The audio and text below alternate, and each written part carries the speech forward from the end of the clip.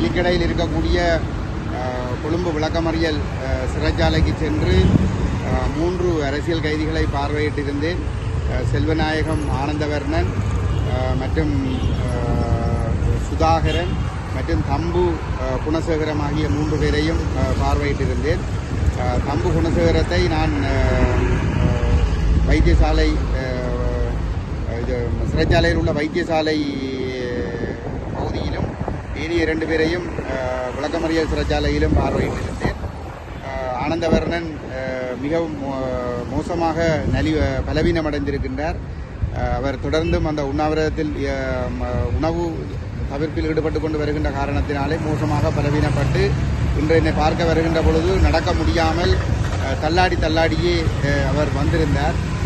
அந்த நிலைமையிலே நான் அவரிடம் கேட்டுக்கொண்டேன், அரசு கண்டுகொள்வதாக இல்லாத நிலைமையில் உண்ணாவிரதம் இருந்து மேலும் உடல்நிலை ஆபத்தாக மாறுவதை விட உண்ணாவிரதத்தை நிறுத்துங்கள், தொடர்ந்து சட்டத்தரணிகள் ஊடாக அவர்களுடைய விடுதலை சம்பந்தமாக எங்களால் முயன்ற அழுத்தங்களை அல்லது அதுக்குரிய முயற்சிகளை செய்ய முடியும் என்று கேட்டுக்கொண்டதற்கிணங்க அவர் இன்று அந்த உணவு தவிர்ப்பை கைவிடுவதற்கு இணங்கியிருக்கின்றார்.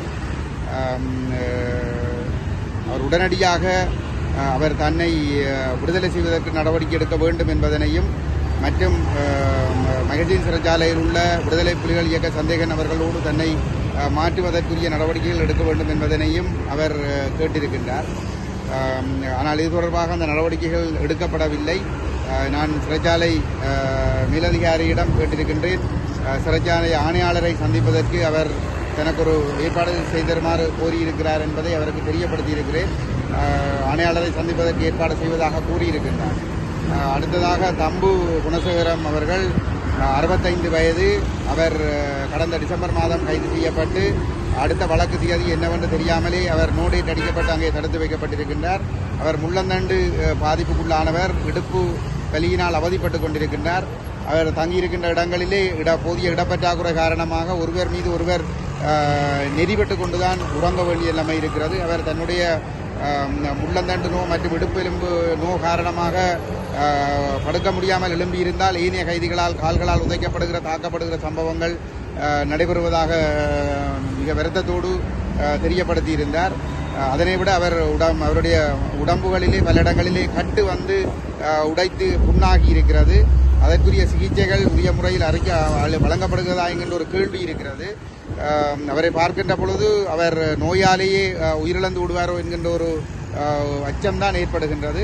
அவர் தனக்கு ஏற்படுகின்ற அந்த வருத்தங்களுக்காக அடிக்கடி சிறைச்சாலையில் மருந்து கொடுக்கின்ற பகுதிக்கு செல்லுகின்ற பொழுது கடந்த 7ஆம் தேதி ஒரு சிறைச்சாலை உத்தியோகத்தர் ஒருவரால் தாக்கப்பட்டிருக்கிறார், தடியால் தாக்கப்பட்டிருக்கின்றார்.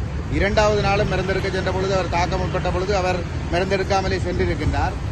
நீ என்ன அடிக்கடி இங்கே வருகிறாய், மருந்தெடுக்க வருகிறாய் என்று கேட்டுதான் தாக்கப்பட்டிருக்கிறார். இது தொடர்பாக ஒரு விசாரணை நடத்தப்பட வேண்டும்.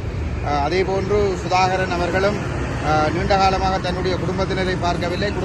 ஏழ்மை காரணமாக குடும்பத்தினர் தன்னை வந்து பார்க்க முடியாத நிலையில் இருப்பதாகவும் தன்னை திருவண்ணாமலைக்கு அழைத்து சென்று குடும்பத்தினரை பார்ப்பதற்குரிய ஏற்பாடுகள் செய்யுமாறு தான் கோரியிருப்பதாகவும் ஆனால் அதற்காக காத்து கொண்டிருப்பதாகவும் தெரிவித்திருக்கின்றார்.